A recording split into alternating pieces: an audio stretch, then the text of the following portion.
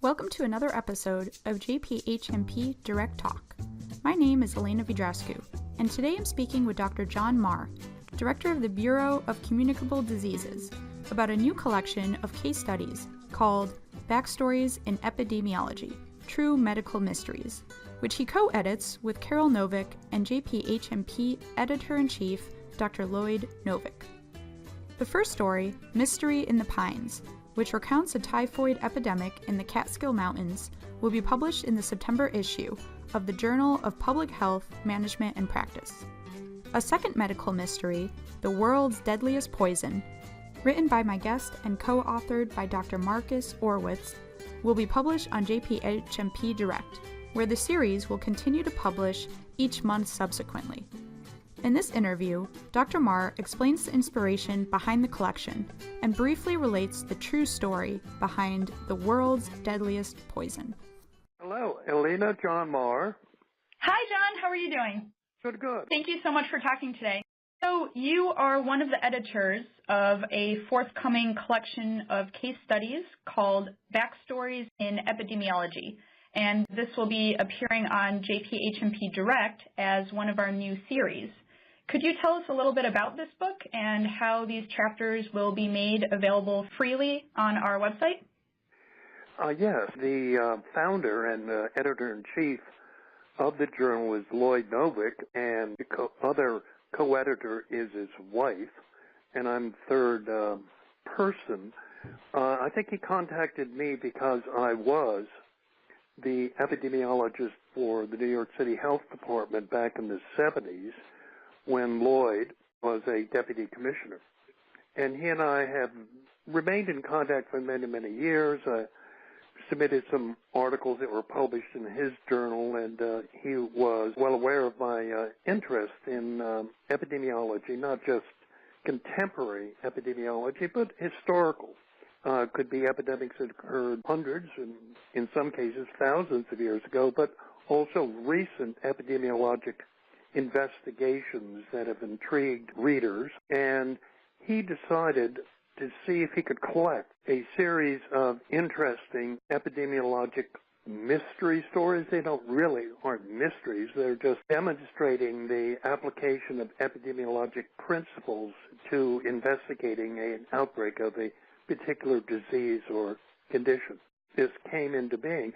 Initially, Lloyd and his wife Carole thought it might be worthy of a book, but after we considered the possibility of publishing something in paper, the barriers that I'm sure anyone who's contemplating publishing a book, be it a novel or nonfiction, has to go through a number of different barriers, an agent, a publisher, and other hurdles.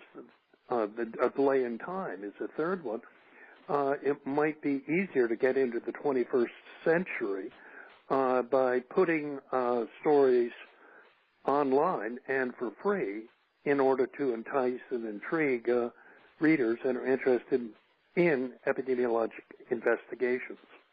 Well, this is great. I'm extremely excited for this book to come out, even from reading your chapter, which was very interesting. Like you said, making this freely available, not just for students or physicians, epidemiologists, other people in the public health professional world. It'll be not only useful, but the stories themselves are going to be very interesting. So in 1965, Burton Roche, I'm not sure if I butchered that name.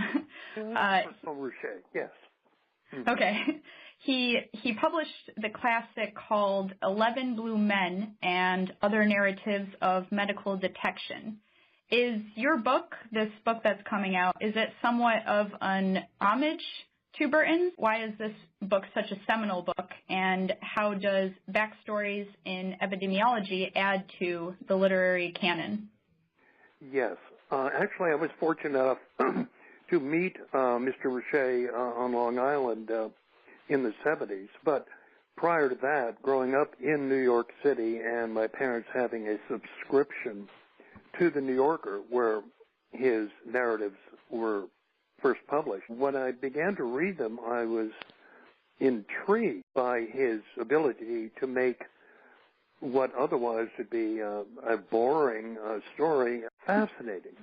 And actually, it proselytized me in the 60s and 70s when I was in medical school to consider a career as an epidemiologist. So it was a very important shift in my early interest in various specialties to go towards the field of public health and epidemiology.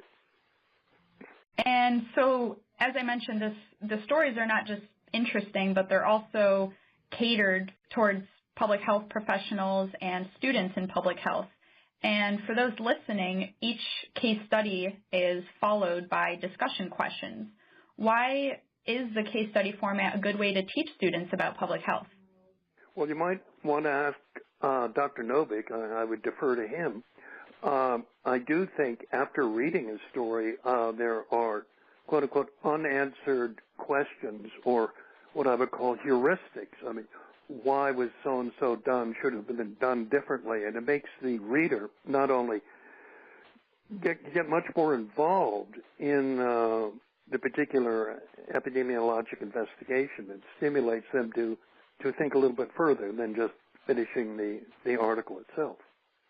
I actually, after reading your chapter, I had a couple questions myself. Some were covered in the discussion questions, but so let's talk about your chapter. It will be the first one to publish on our website, JPHMP Direct. And in your story, the woman featured in the story was initially thought to be psychosomatic. She reported difficulty breathing and swallowing, which they attributed to grief after her mother-in-law's recent death. Was this standard protocol in the 1970s that she was considered to be psychosomatic and these symptoms weren't looked further into initially? And has this changed at all over the years? Well, I think the word psychosomatic has some negative connotations, but when you look at its definition, it's something that stimulates a person to react, usually in a negative way, to a real-life tragedy or situation. One could replace the word psychosomatic with something like grief-stricken, and as a result, the physician who saw her, I think justifiably thought that her grief was sufficient enough to have her demonstrate symptoms like difficulty swallowing and being less than fully attentive. So I don't think there's anything bad about that because the physician seeing her didn't have the larger story. And at the time, her mother-in-law presumably had died of a heart attack. So it is easily understandable that the physician would have thought that this was a result of the recent tragedy in her life. That makes sense.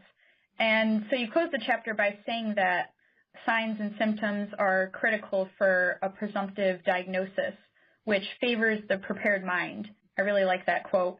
How do you think future... That was stolen from, I think, Einstein, but don't... Oh, that definitely makes it a good quote then. How do you think future physicians and epidemiologists can prepare for rare cases such as this one?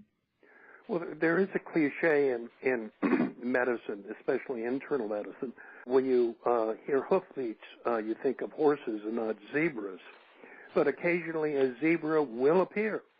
And a prepared mind, i.e., something that you've learned in medical school and residency, will prepare you for that rare zebra that occasionally gallops by. Now, previous to talking about signs and symptoms, by the way, as you may know, a sign is something a physician or a nurse practitioner will pick up by examining the person, whereas a symptom is something that a person articulates. It's his or her complaint or chief complaint, whereas a sign is something a physician notices that may not be obvious to the person. And in this case, unfortunately, the patient was comatose, so she could not add to any additional clues, i.e., symptoms, and therefore it required the neurologist at the time to be able to piece together 4 or 5 different signs that allowed him to come to the diagnosis of botulism. Now, prior to that last statement, most infections are characterized by 4 cardinal signs and or symptoms: dolor, rubor, calor, and tumor, which essentially is swelling, redness, inflammation, and pain. But botulism is not a infection. It's an intoxication. So all of those 4 cardinal signs or symptoms are not present. It really depends on the physician looking for signs compatible with a particular disease. In this case, it was botulism, which is quite a rare disease. There are only about a dozen or so cases per year in the United States. So for a neurologist to be able to piece together the fragmented history of the patient and the signs that she presented, I think was an extraordinarily astute observation. It was pretty fascinating reading the story, going through the problem solving of the whole case, going, as you mentioned, from a patient who's in comatose, not having much information, and getting to the end where they were able to diagnose it as being a case of botulism. It was very fascinating to read. And so going with the title of this case, why is botulism considered the deadliest poison? Well, if one were to go onto Google, I think you discover that there's a list of very, very deadly poisons. But botulism is considered one of the top 10 and probably the most potent microgram for microgram poison there is compared to, say, pufferfish or jellyfish or poisonous tree frogs. A very, very small amount of botulism toxin can kill a person. You know, a microgram can kill an elephant. I remember as a kid growing up, I was 10 or 12 years old reading a book about botulism that claimed that a spoonful could kill everyone in the world. I don't know if that was true, but it gives you an idea of the lethality of a substance that is much stronger, more lethal than, for example, cyanide or arsenic or strychnine. And it belongs in the realm of other neurotoxins like poison gases or like sarin or ricin, which, as we probably know, was used with great success by the Russians or the Bulgarians, actually, back 20 or so years ago. So is it the lethality of botulism that you mentioned in your story that a single case of botulism was considered an epidemic? Is that due primarily to the lethality of it? I think sort of the term epidemic is somewhat a fluid word. It really depends on the background of the particular disease condition. And if something is so rare that if one case were to appear, it would be considered more than the usual number of cases, which would be then defined as endemic. And so an epidemic of a very, very unusual or rare condition, such as botulism, would be sort of like today. If we had one case of smallpox that magically appeared anywhere in the world, anywhere, it would be considered epidemic, one case. Wow. I wasn't so familiar with that, so thanks for clarifying. Can you give us a little teaser about the other cases that will be included in this book? I'd love to. Again, many of them, and by the way, I think Marcus Horwitz is a co-author of the botulism case that will be appearing. And Marcus also has contributed a fascinating story, and he won the CDC prize for the best presentation back in '76, I believe, when he investigated a strange epidemic, if we can call it that, of pneumoperitoneum, which is a long term, which is essentially air appearing underneath the diaphragm of newborn babies, which implies that something had perforated their bowel. And he was asked to go to West Virginia from Atlanta, the CDC, to investigate an outbreak of pneumoperitoneum in newborns. And he successfully solved that case. Another outbreak from, again, another Epidemic Intelligence Service officer investigated what appeared to be an outbreak of tuberculosis in a woman's prison. And the way one tests for new cases of TB is to routinely do the skin test. I think most of us have had that periodically growing up. And in this prison, all of a sudden there are 35 or 40 cases which appeared to be new cases of tuberculosis. But again, the EIS officer, Asim Rajani, investigated and found something entirely different. Again, all of these stories have sort of an interesting twist to them that is somewhat unexpected. There was another outbreak in New York State in 1976 in which there was a quote-unquote epidemic of appendicitis. Now, as we all know, appendicitis is a sort of an individual condition that occurs sporadically, but all of a sudden a small community, Holland Patent, with a population of 600 people, there were about a dozen cases of appendicitis within a few weeks. So it was, again, an epidemic. It turned out to be something else than true appendicitis, but the readers will have to read the story to find out what it was. I also, with a CDC EIS officer, investigated not one, but two cases of malaria in New York City, and that's no big deal. Back in the 70s, New York used to report 20 or 30 cases a year from people arriving from overseas in Caribbean, Africa, and Asia. But these two cases were a week or two apart, and they were both due to transfusion, people who had received blood that had the malaria parasite in it.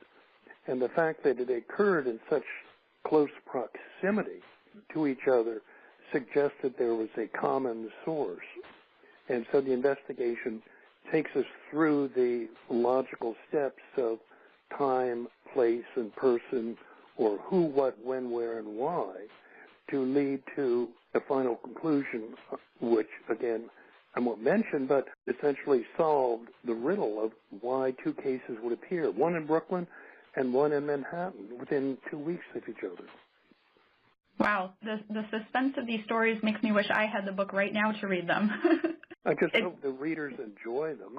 There are one or two other stories that we have in line, but what we're hoping, Carole and Lloyd Novick and myself, is to solicit stories from readers of the journal to contribute their own stories that may have been equally fascinating and frustrating, but led to a novel conclusion.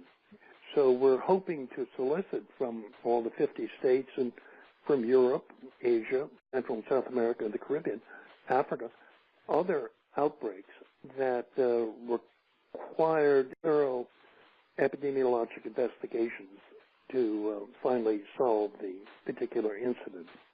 Oh, that's great. So authors will be able to submit their own stories following this case report format that JPHMP utilizes, and then more rare cases will be more well known to those who are interested in them. Yes. I mean, what we're hoping is to proselytize and stimulate people early on in the career of public health to become more interested in the epidemiologic method and epidemiology itself. And it doesn't have to be an outbreak of a particular infectious disease or intoxication. It could be an environmental or occupationally related. I could go on and on, which I won't. But there are lots of different historical epidemics that required a lot of ingenuity on the part of individual investigators, and they don't have to be epidemiologists. They could be clinicians, pediatricians, psychiatrists, even orthopedists, that come across what appears to be a novel or unique epidemic. For example, if I may, this is a true story. Back in the 60s, a gynecologist got on the elevator of Mass General and mentioned to a colleague who was in the elevator, said, I have a case of vaginal carcinoma in a 25-year-old woman. And the other gynecologist said, I had one 2 weeks ago. Fortunately, in the back of the elevator was an epidemiologist, and he grabbed the arms of both of those people, doctors, and said, we have to talk. And that led to the investigation that linked both cases to the use of a drug which induced vaginal carcinoma in young women. Oh, wow. That's incredible. And there are many stories out there that never really made it into a book like Burton Roche's book that are out there that just require a little bit of diligent research, and some can be from last year or 50 years ago. Roche based his stories in 11 Blue Men on outbreaks that occurred in New York City in the 40s and 50s and put them together in 11 Blue Men. He subsequently wrote a number of other very, very interesting stories about additional epidemics that occurred, and even the discovery of new diseases that heretofore had never been recognized, like rickettsial, which is a obscure disease no one ever hears about anymore. There's another story that will appear, although both Lloyd and Carole Novick were a little bit reluctant to accept it.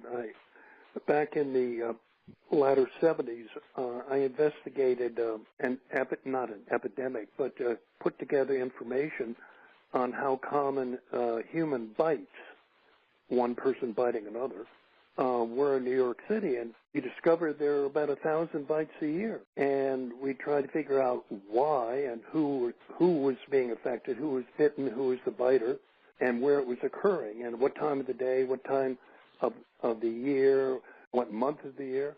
And we came up with some very, very interesting conclusions, but unfortunately we can never finish the story for reasons that will be apparent at the very end of the narrative. That's very interesting. That definitely sparks my interest. Well, I'm really looking forward to reading that. Every story, I think, after reading this story, it seems like there will be some twist that is just going to be pretty fascinating to read about. And it's amazing thinking however many stories have been compiled for this book. As you mentioned before, how many stories there might be out there that aren't going to be made known unless people know that they can document it. So hopefully with this book being published and coming out, it will prompt people to share their stories. Yes. Awesome. Do you have anything further you would like to add, or? No, I would only hope that younger readers, people who have yet to decide on a particular area of interest, would be stimulated enough to consider a career in epidemiology. And in so doing, it would be very much like me back in the 60s. My vector was moved from instead of becoming an internist, I decided maybe epidemiology might be a interesting path to pursue. It definitely is interesting, and I'm glad I'm learning more about it. So with this book coming out, I'll learn even more, which I'm excited about. So I'm sure other students will also be. Well, thank you, Elena. Thank you very much. Thank you for joining us for another episode of JPHMP Direct Talk. Be sure to look for Backstories in Epidemiology, True Medical Mysteries on jphmpdirect.com.